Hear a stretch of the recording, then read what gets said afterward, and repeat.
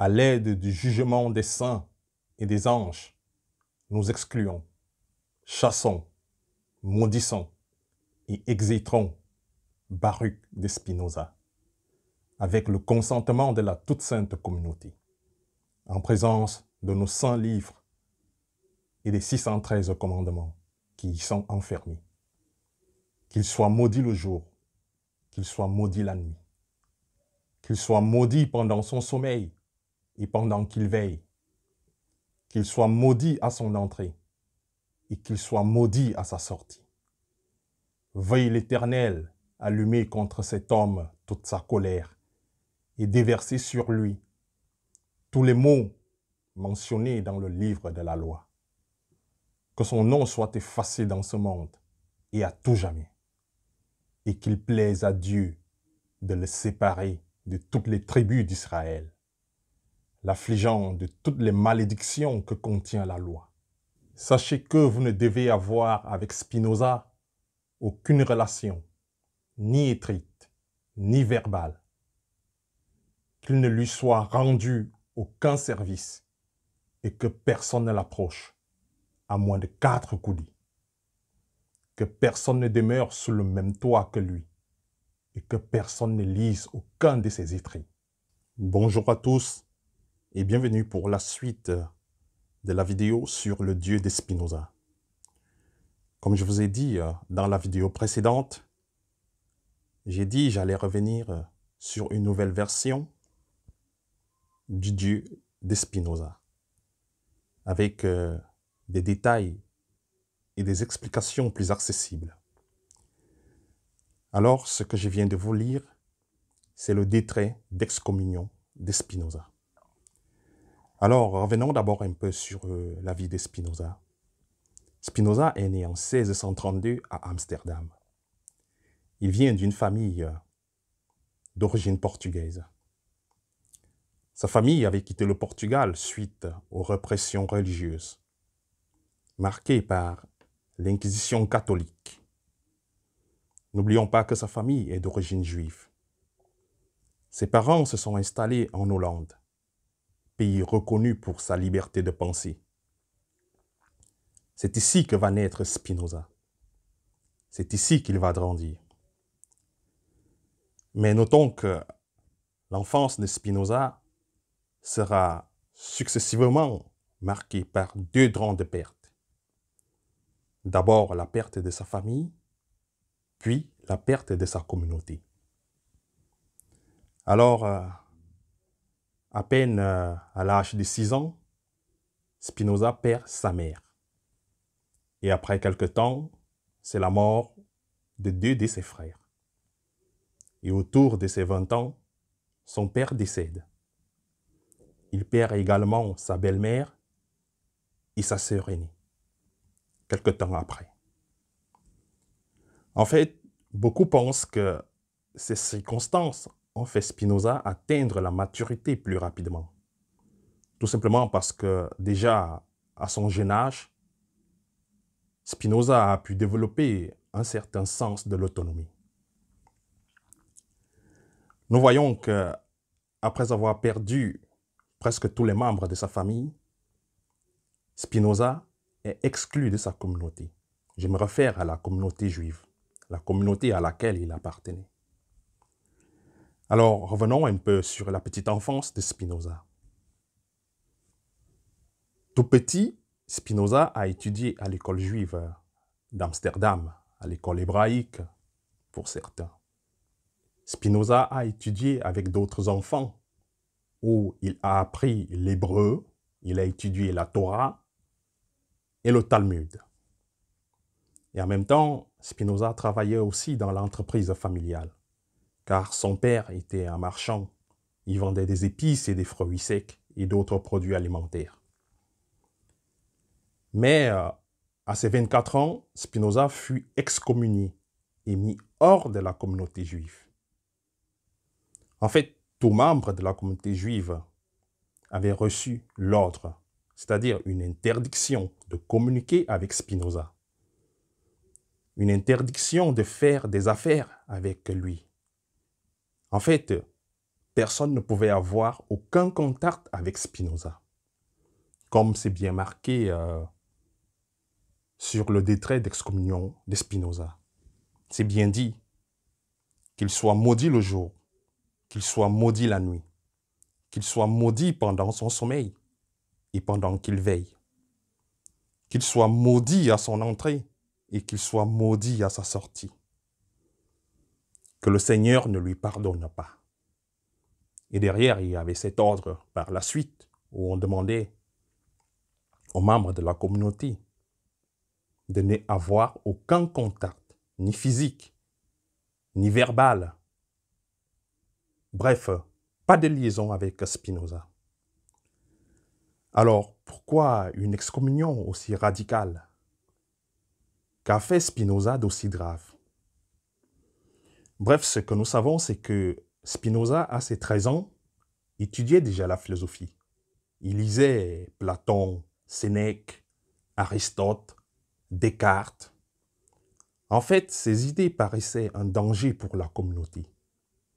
Spinoza exprimait déjà ses doutes sur la doctrine religieuse, pas seulement la juive, mais toutes les religions en général. Il se posait déjà des questions sur l'immortalité de l'âme et le Dieu créateur. Et déjà, les rabbins lui faisaient des reproches et lui demandaient de se taire. Et pour certains, il paraît que c'est de là que vient son expulsion. Et loin d'être un fardeau pour lui, pour Spinoza, c'était plutôt une libération. Parce que maintenant, il pouvait exprimer ses idées et vivre conforme à elles. En fait, Spinoza est allé en ville. Il a abandonné l'activité commerciale que l'avaient léguée ses parents. En fait, il avait mis de côté l'héritage familial.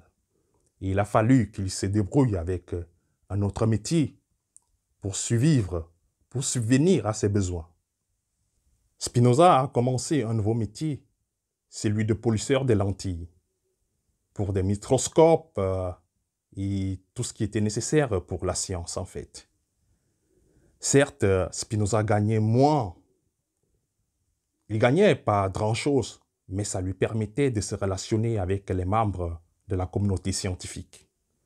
En plus, ça lui donnait le temps de pouvoir lire et écrire. Ainsi, à 30 ans, Spinoza a écrit un livre célèbre qui lui a valu la notoriété dans les cercles des intellectuels européens, ou tout simplement des intellectuels en Europe. Notons que Spinoza critiquait aussi Descartes. Spinoza a même écrit sous forme anonyme un traité sur la politique qui fut interdit par les tribunaux hollandais. Spinoza était un garçon tranquille, mais quand il prenait sa plume, il causait beaucoup de scandales. Alors la question à se poser est à savoir, pourquoi beaucoup de controverses autour de Spinoza? Dans cette vidéo, je vais vous expliquer de manière brève la philosophie de Spinoza. Et pour cela, on va se concentrer sur 2 points. D'abord, son idée de Dieu, et puis l'éthique. Maintenant, nous pouvons commencer. Je vais d'abord aborder le dualisme. Alors, nous allons commencer avec le dualisme âme et corps, ou simplement esprit et corps. Pour cela, nous allons faire un retour de plus de 2000 ans en arrière. Pour mieux comprendre le dualisme, nous devons revenir sur Platon. Pour Platon, les humains ne sont qu'une union de corps et âme, ou alors de corps et esprit, parce que l'âme et l'esprit, c'est presque la même chose. Et selon Platon, nos valeurs et notre identité se trouvent dans l'âme. Pour Platon, notre corps n'est qu'une carcasse. une prison dans laquelle l'âme cherche à se libérer. Pour Platon, l'être humain est fait de corps et âme, c'est-à-dire de corps et esprit. Le corps et l'âme sont deux choses séparées et différentes. L'âme est précieuse et le corps est de la matière caustique. C'est la prison de l'âme et devrait se libérer à travers la philosophie. Maintenant, nous allons faire un saut. Nous allons avancer. Plus de 2000 ans en avant. Ça veut dire tout simplement, nous quittons l'adresse pour Amsterdam, en Hollande, où se trouve un philosophe français appelé René Descartes. Descartes va publier un ouvrage important dans l'histoire de la philosophie, le discours de la méthode. Dans cet ouvrage, Descartes va rafraîchir le dualisme. Descartes va se poser une question très simple. En fait, Descartes, partant de questions simples, il se demande comment est-ce que je sais que ceci est réel? Comment est-ce que je sais que ceci n'est pas un rêve? C'est où Descartes répond lui-même en disant « Je peux douter de tout. Je peux douter de l'existence de ce livre. Je peux douter de cette table. Mais il y a une chose sur laquelle je ne peux pas douter. C'est que je suis en train de douter. Pour autant, j'existe. Je suis en train de penser. Pour autant, j'existe. Je pense. Donc, j'existe. Mais qu'est-ce qui est en train de penser? Est-ce mon corps? Non. C'est mon âme. C'est mon âme qui pense. C'est-à-dire, c'est mon esprit qui pense. C'est mon âme qui a la capacité de raisonner. Ça veut dire que c'est mon esprit qui a la capacité de raisonner. C'est mon âme qui a la capacité de douter. C'est mon âme qui a la capacité de sentir. Mais mon âme qui pense doit avoir une origine, une cause. Et justement, dans la pensée, il y a quelque chose d'infini. Ça, c'est ce que dit Descartes. Et il dit en plus, je suis un être fini. Et dans la tête, j'ai l'idée de l'infini. Ici, il y a une seule réponse possible. Si je suis un être fini, et dans la tête, j'ai l'idée de l'infini, ça veut dire que l'infini, c'est Dieu. La seule réponse possible, c'est Dieu. Dieu le Créateur. Dieu nous a donné une âme pour pouvoir raisonner. Et cette âme me fait comprendre que j'ai un corps. Donc Dieu nous a donné une âme et un corps.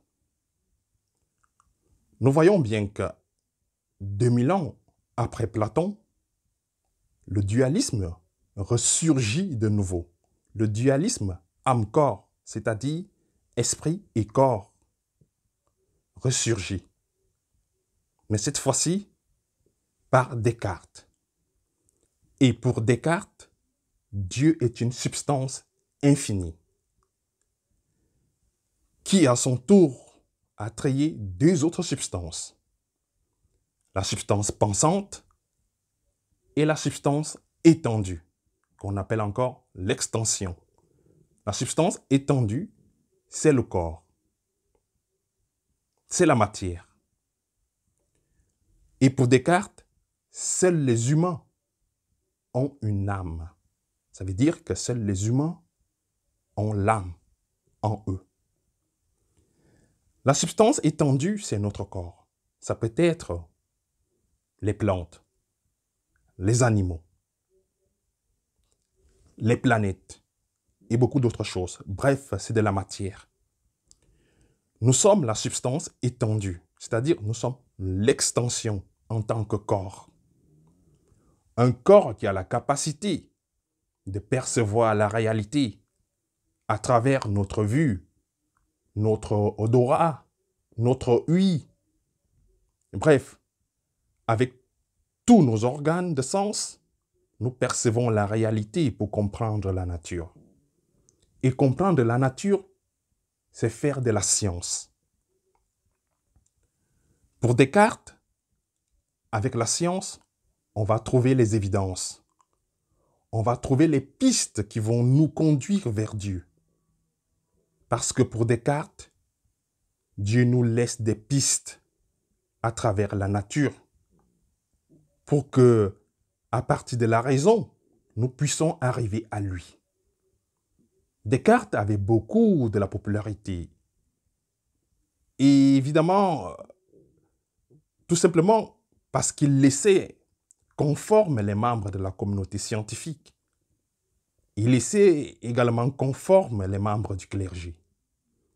Parce qu'à partir du dualisme âme-corps, c'est-à-dire l'âme et le corps, René Descartes répartit la connaissance.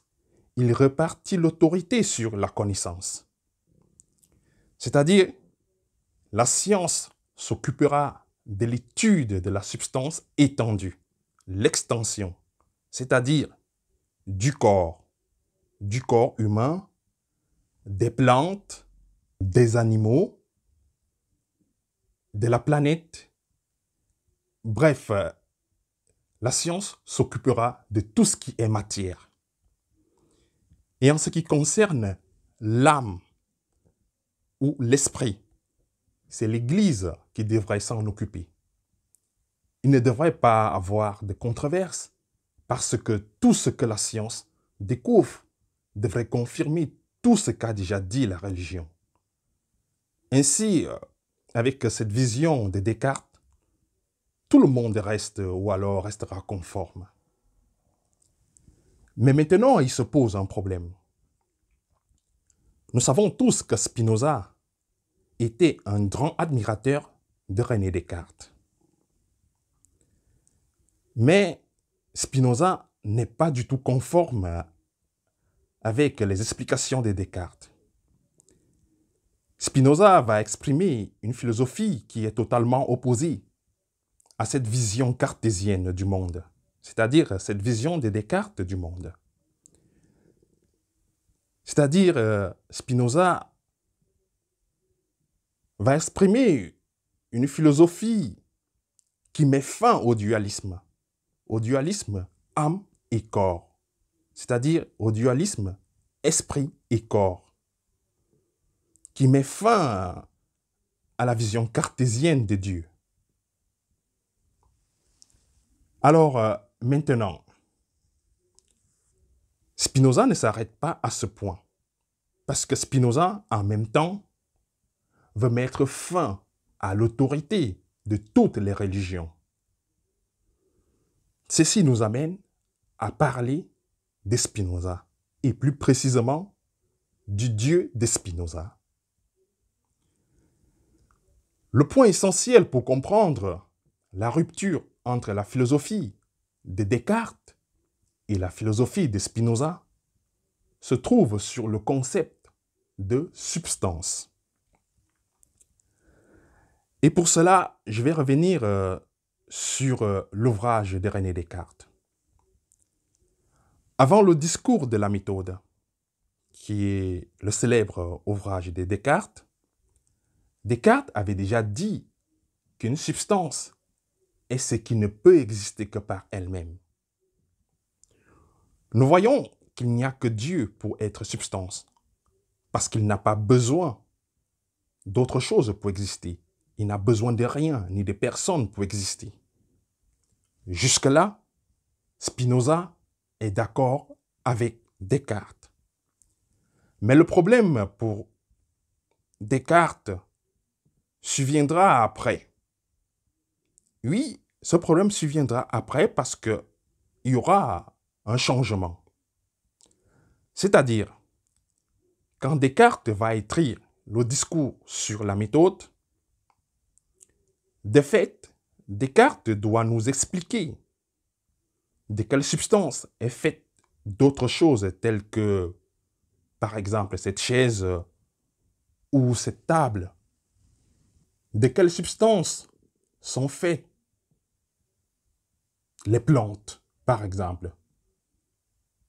De quelles substances sont faits les animaux. De quelles substances sommes-nous faits? De quelle substance est faite cette réalité que nous percevons, par exemple? Ce sont des questions difficiles à répondre. Mais Descartes pense alors que Dieu, qui est substance infinie, que Dieu trie la substance pensante, c'est-à-dire l'âme humaine, et la substance étendue ou extension, qui sont les corps, c'est-à-dire la matière. Mais Descartes pense alors que Dieu, qui est substance infinie, trie la substance pensante, c'est-à-dire l'âme humaine, et la substance étendue ou extension, qui sont les corps, ou simplement la matière. C'est ici que Spinoza va prendre le dessus sur Descartes. C'est ici que Spinoza va se rendre compte que Descartes est en train de se contredire. Car si Descartes a dit que la substance est ce qui existe par elle-même, alors la substance pensante et la substance étendue ne peuvent pas être triées par Dieu. Et ceci nous amène vers un problème grave. Parce que si Dieu n'a pas trié la substance étendue, ni la substance pensante, alors de quelle substance est conforme notre pensée? De quelle substance est conforme notre corps? De quelle substance est conforme cette table, cette chaise? C'est où Spinoza jaillit. Et Spinoza va dire ceci: ni la matière, ni l'âme a été triée par Dieu, sinon que ce que nous appelons matière, ce que nous appelons âme, sont une partie de la seule et unique substance qui existe. Et cette seule et unique substance qui existe, c'est Dieu. Ceci veut dire que mon corps n'a pas été trié par Dieu, que mon corps est une partie de Dieu. Mon âme n'a pas été triée par Dieu. Ce que nous appelons âme ou esprit est une partie de Dieu. Pour Spinoza, Dieu ne trie pas une autre substance. Dieu est l'unique substance qui existe. Pour Spinoza, Dieu ne trie pas les choses. Dieu est les choses. Les arbres, les micro-organismes, les cailloux, les rochers, les planètes. Chaque atome dans l'univers est une particule de Dieu. Toi qui regardes cette vidéo, tu n'as pas été trié par Dieu. Tu es une particule de Dieu. Maintenant, nous allons voir comment Dieu s'exprime de manière infinie. Vu ce que j'ai expliqué en arrière, on peut croire que Dieu est aussi grand que l'univers. Mais pour Spinoza, c'est pas comme ça les choses. Parce que Dieu, comme substance infinie, il est beaucoup plus grand que l'univers. L'univers serait un grain de sable sur la plage infinie qu'est Dieu. Dieu est infini et s'exprime de manière infinie. De toute cette manière infinie, nous, comme êtres humains, en fait, nous ne pouvons percevoir que deux attributs de Dieu. Nous sommes et connaissons Dieu s'exprimant en pensée et s'exprimant en matière. Il existe d'autres attributs que nous n'arriverons jamais à connaître. Nous ne connaissons que la pensée et la matière, mais elles ne sont pas différentes. Elles ne sont pas des choses séparées. Elles sont une même chose. Elles sont Dieu. Elles sont simplement Dieu s'exprimant de manière différente. C'est-à-dire Dieu s'exprimant comme matière et Dieu s'exprimant comme pensée ou esprit. Cette expression de corps et âme, ou corps et esprit, n'est pas seulement présente chez les humains, sinon que pour Spinoza, âme et corps sont présents à tous les éléments de la nature. Et ça, c'est une autre grande différence avec la philosophie de René Descartes. Descartes considérait que seuls les humains possédaient une âme et que d'autres êtres, comme les animaux, n'ont pas d'âme. Ils ne pensent pas. En fait, pour Spinoza, c'est pas ça. Pour lui, les animaux pensent et sont une particule de Dieu, comme nous les humains. Il ne s'agit pas seulement des animaux. Pareil pour les plantes, pareil pour les arbres, les planètes. Car chaque atome qui forme notre univers est un mode de Dieu, comme le corps et l'âme. Maintenant, la question à se poser est de savoir, est-ce qu'un animal pense comme nous, les humains? Est-ce qu'un rocher pense comme nous, les humains? Est-ce qu'un atome pense comme nous, les humains? Bref, Spinoza, pour lui, les choses ne se passent pas de cette manière-là. Spinoza ne voit pas les choses de cette manière. Spinoza nous dit simplement que, de la même manière qu'un rocher, un caillou, un atome s'exprime en matière, il s'exprime aussi en pensée. En fait, retiens tout simplement que ton corps est formé d'atomes et que les atomes qui font partie de ton corps s'expriment en matière et en pensée, de même que pour les plantes, les rochers. Ton corps est formé d'atomes de fer, calcium, potassium et beaucoup d'autres atomes, tels que les atomes qui font partie même des aimants. On trouve ces atomes dans ton corps. Toi aussi, tu es fait des atomes. Toi qui penses et es sensible, tu es aussi fait des atomes. Toute la nature a une âme. L'humanité n'est pas le centre. Si toute la nature a une âme, ou alors si tous les êtres de la nature ont une âme, qu'est-ce qui va nous faire sentir si spécial, nous les êtres humains? Pour Descartes, l'être humain était le centre du monde. C'était l'unique être à posséder une âme, c'est-à-dire un esprit. Pour autant, l'être humain pouvait disposer des corps sans âme comme les animaux, les arbres, les plantes, ainsi de suite.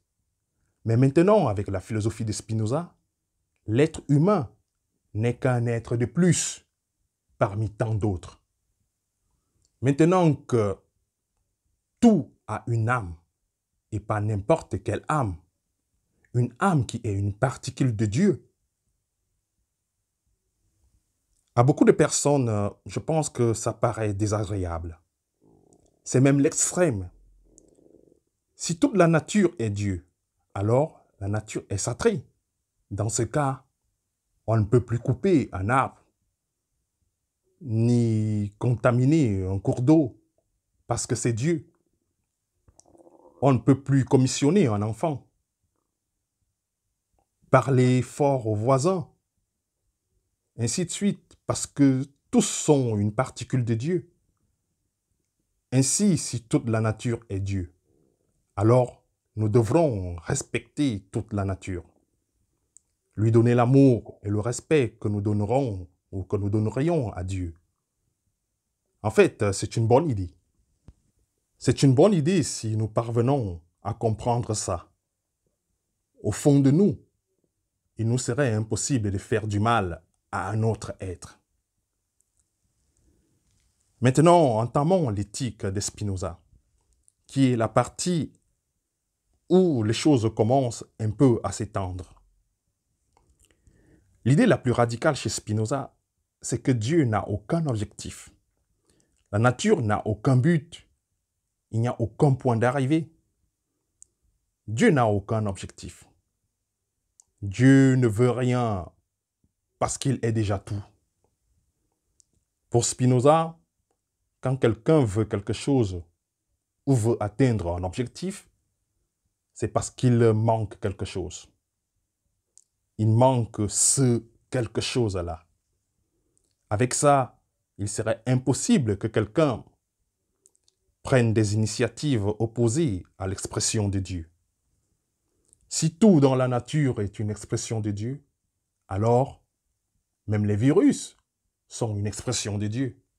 Les séismes aussi sont une expression de Dieu.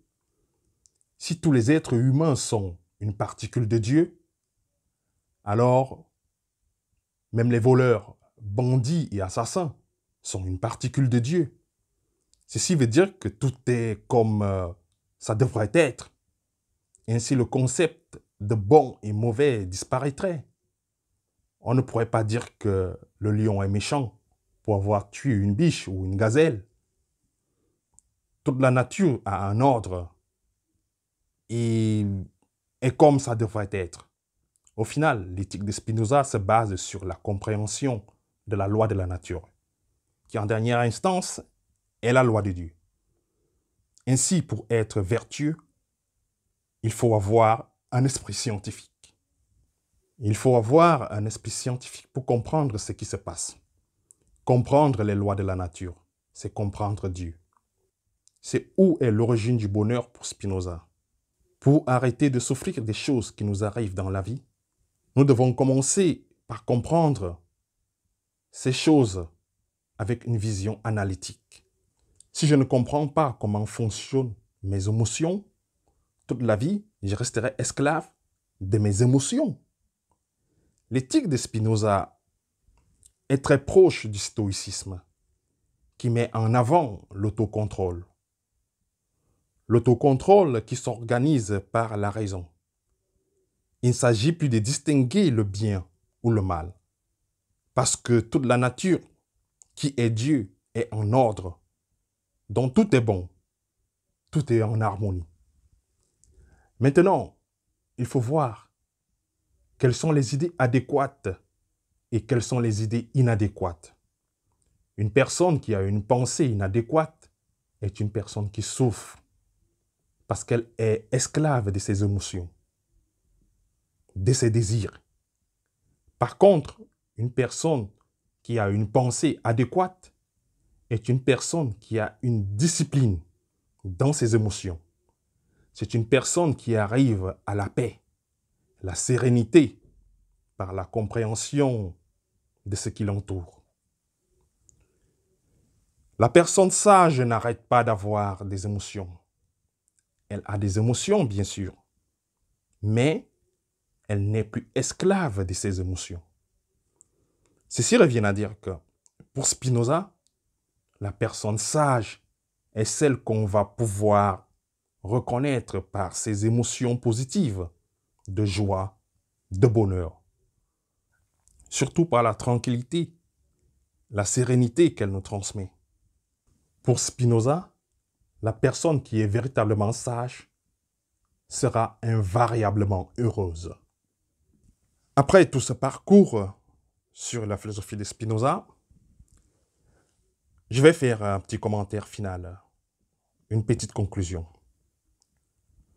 Parce que nous sommes à la fin de la vidéo. Et nous voyons que la philosophie de Spinoza est très belle. Mais il y a un thème qui pose un problème pour beaucoup de spécialistes. C'est celui du libre arbitre. Pour Spinoza, tout ce qui existe est Dieu. Toutes nos pensées, esprits, est une expression de Dieu, ainsi que notre corps. Ce qui veut dire que ce que nous pensons n'est vraiment pas de nous, mais de Dieu. Pour autant, même nos actions seront une expression de Dieu. Dans ce sens, nous avons une illusion d'un libre arbitre. Nous avons une illusion de que nous faisons les choses par nous-mêmes. Mais si nous entrons dans ce déterminisme de Spinoza, réellement, nos pensées ou nos actions sont des expressions de Dieu. Ainsi le dit Spinoza dans la première partie de son ouvrage, L'éthique. Et dans la deuxième partie, c'est comme si il essaye de contredire tout ce qu'il avait dit auparavant. Il en parle d'une certaine liberté que l'on peut avoir, par exemple, sur son attitude face à la vie. Pour moi, personnellement, tout ce que je peux dire, c'est que ça ne matche plus.